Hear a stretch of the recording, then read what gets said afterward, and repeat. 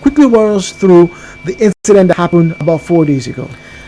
Okay, so in the morning, I just came out for work. I switched on my app, both the Bolt and the Uber. That most of us always have both of them on. So I got the two of them ringing at the same time. I checked and I saw that the Bolt's destination was to Iwofe, while the Uber's pickup destination was at Iwofe. I felt it was a lucky day. I can use one stone to kill two birds. So I called both of them and just planned everything very well. So I picked up the Bolt girl, took her to her destination off Iwofe Road. Pleasant ride. She even left her change 300 for me. And I came back to pick up the Uber guy who was at Iwofe there too. He was heading to the airport. I got there. Clifford is his name. Picked him up. And one thing on this job is that you are told to always be nice, polite, friendly, and all that. Yeah. So from when you make the first call, you could actually tell how the ride would go, the way you respond and the person responds. So I just knew that young guy, it is always going to be a vibe. So we got there. The first thing here, driver, I said sure, and then we started, jamming the music. We're going, discussing from Iwofe through the Ogbogoro Road. So the music was taking a different one. I told him, let's go back to the Omale, Ajebo, Osla stuff. In fact, let me just have your phone and see your track list. Quickly, he gave it to me and I'll just... He obliged you? Yeah, he gave me his phone. And do people oblige you that kind of request? Because a lot of people are very, protective about their devices these days. Well, there's a popular saying, a clear conscience fears an accusation. And so, like I said, we were already at that talking stage, very friendly, and we were talking about different things and all that. So we had already established short while, but that relationship is already established. So he gave me, and then I switched to the Omale, Ajebo hustlers, those ones that I'm more familiar with. So by then I'd already gotten to the third song when I was the DJ, So the guys were just there, and then they flagged us. We stopped. What area was this? Ogbogoro. Okay. Yes. So we stopped. The man asked us to come down. We came down. Clifford went first. I was still standing by my door. So he searched Clifford and asked me to come over to the other side. I came, he searched and nothing, and then he spotted the phone on my hand because it was like this. My phone was still out of my hand. So he now said, unlock the phone in your hands. So I had to look. Look, my phone be this. I said, okay, let me bring my phone. So I just put my head in the my passenger side. I said, let me remove where I dropped mine. That was when his hand just brought me back from my collar. His hands were on my collar. He dragged you? Yes. So as I just carried my head up, my cheek was met with a resounding slap. I was shocked, like it was unprovoked. I said, officer, what did I do? He says you should. I said, unlock the phone in your hand. I said, but that is not my phone. At that point, I won't let him know that it is not my phone. He said, what is it? I said, look at the person. The boy admitted this is his phone. So what is it? I said, I was using it to play music. The Bluetooth device, because my own Bluetooth is the detachable one.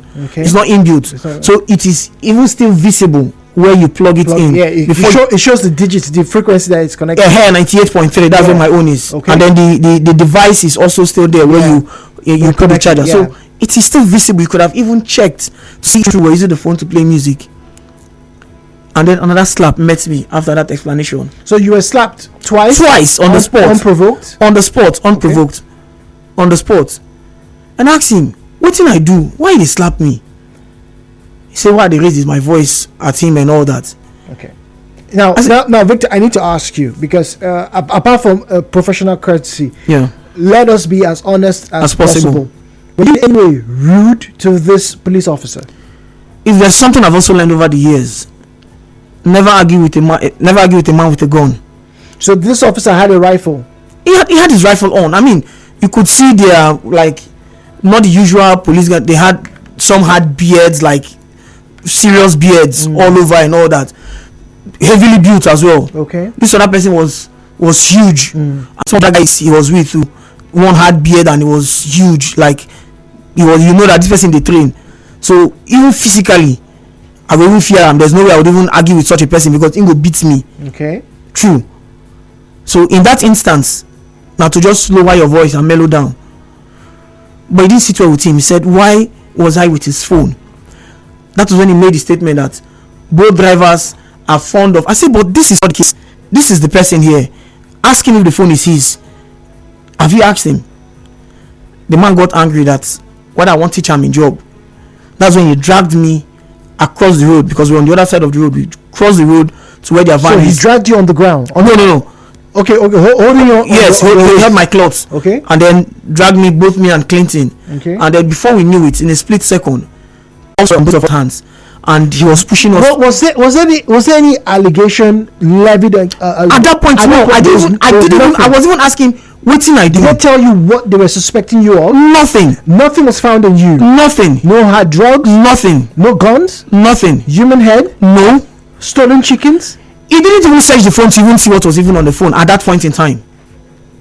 He just took us across the road with cuffs on our hands. We were like criminals already in his eyes.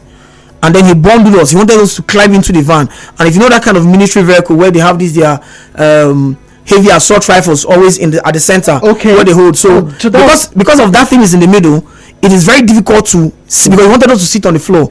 Clifford sat down, but I told him that because of my size, I can't go down. So let me just stand. I'm already with cuffs. I won't run and leave my car for you. I can't even know with Clifford cuffed to me. So let me just stand while Clifford is sitting down, because I can't go into that spot. This man brought out stick from inside the van and took a swing at me. I had to block it with my hand. That was when the first Michael and gallop. That's when the first gallop on my hand showed up. That's what you're showing me right now? Yes. So I had to block it. So that's a defensive injury. Yes. Right there.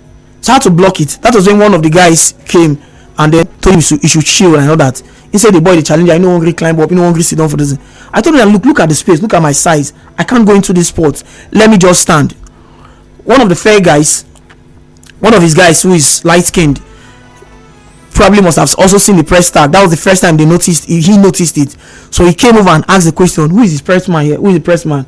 I raised up my hand and said, it's me. He now asked me to bring my hand, and he released the cuffs. At that point, I thought maybe any of them could just come and probably ask what happened and all that. He only released the cuffs and then took my side of the cuffs to hook on the van. So only Clifford was cuffed to the van. Then I was still standing there. All right, now so you shown me the defense bruise on your left arm. I do believe there's another one on your right. Yeah, if you the scar is still there. Okay, so the scar is still there. Yeah. You've had that treated, I believe. Yeah. Okay, and the question we have to go on as we continue is, when you got to the police station, because eventually you were taken. Yeah. Your car was taken as well. What transpired? Well, we got to the station and we were asked to sit on the floor. 3 of us, because they got one other guy. They were doing their routine stop and set, and they got this other person, and they felt maybe their time was up, and they took 3 of us in the van. One of the police guys was driving, so all of us went to the station. So we got down, and immediately we reached the station. The man who was hitting me gave me to end the ride, because the Uber ride was still on, so it usually gives direction, turn left, turn right, move forward and all that. So probably it was still making noise, because I was still thinking opportunity for me to call someone. No one knows I was going there.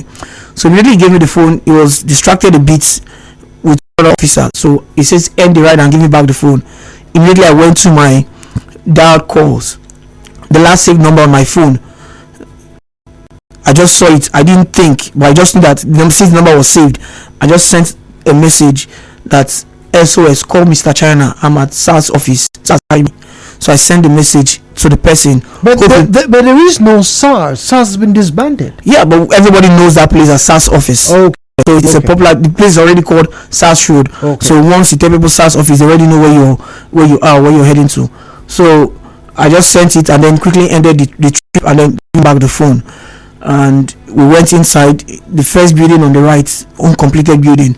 Well, when one other policeman was taking the statement of one other elderly man also, so they asked 3 of us to sit on the floor, few meters apart from each other. Few minutes later, one of the guys from the team called Clifford. He was taking the statement. Then he himself was taking the statement of the last person that joined us. So what exactly were the accusations that needed statements to be taken? Nothing. They didn't tell us our charge. Nothing. They just took us there, and they were taking statements from Clifford. But I was listening. So when it got to the phone switching hands, Clifford told them exactly what I said, that he gave me the phone willingly. The man left where he was sitting down because on the bench, three policemen was sitting on one side, then 3 suspects on the other side.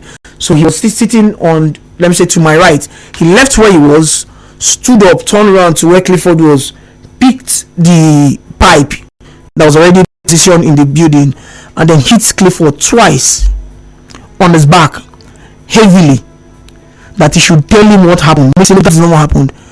He wanted to swing the third one. That's when I was already sitting down. I stood, I say, Oga, what do you want to make him tell you? What he said was exactly what I said. I mean, if you've been doing this for a while, you should know when 2 people are lying. There will be discrepancies in their stories. Yeah. But in this case, it is exactly what he said. That should tell you it is what happened. So why you beat him? What do you want here? That infuriated him. That was when he at me. He took me down in one full swing. I was already on the floor. I stood up, but the way he took me down, I was on the floor in no time. And then he was punching me, was slapping me. My slippers came off. He used that one as weapon. He went back to get the pipe, and that was when he started swinging the pipe at me. I stood up, down. He was hitting me, so I was just blocking it. All my mind was, let it not get to my face or my head. Yeah.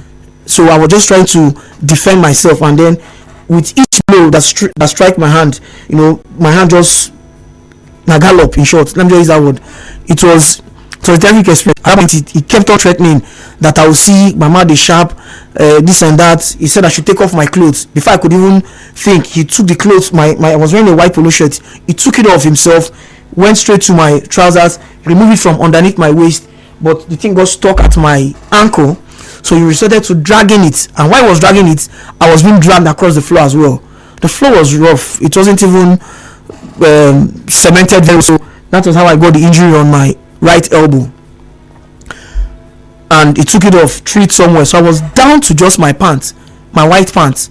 That one even annoyed me very well, because and all of this, there was still no allegations levied. Nothing to you and to Clifford. Nothing. Okay, now I do know that you have had contact with the PRO, yes. The police public relations officer here, yes. in Port Harcourt. Yes. You've made a formal complaint? Yeah, I told her when I called her first. She told me she was in a meeting. Then she said she was in a meeting, and then she called me back later, and I told her everything. So she said I should report to the force headquarters in Moscow, the human rights department, that they will attend to my case. I said, okay, I'm presently out of town, that when I return, that'll be the first thing I'll do. Why did you leave town? I left on business. It was urgent because the incident happened on Friday. I couldn't go anywhere throughout that Friday, throughout that Saturday, but on Sunday I had an urgent client who had been calling me a day earlier that he needs to get to somewhere, and some of the clients I have, because of it's a far distance, they believe they could trust me in terms of driving, so they don't want to go with any other person. I even offered to get somebody that he'll wait for me to get myself a few minutes. All right, so urgent business, obviously you have to make money. Now your medical expenses so far, you have incurred it yourself. You've done I have. Whilst being detained, did you get sight of any senior officers? I know there it's one man who was on uniform, but his shirt was open, who I've noticed is maybe a higher ranking officer. Went in, came out, but at every point in time in that video where there were at least 5 to 7 policemen present, some were even mocking me. There was one that was taking the person we met first that was taking statement, told me, say, this one is small, now when you enter cell you go know.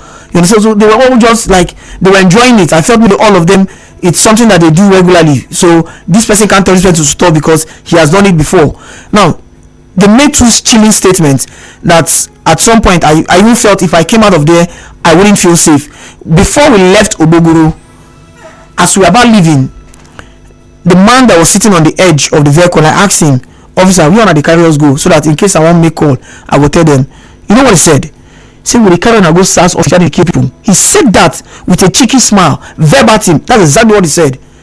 And I asked him, what do you do when I want to go kill us now? And I said, that's one when probably realized that he made a very silly statement. He said, that's so easy to keep person, more than no fear.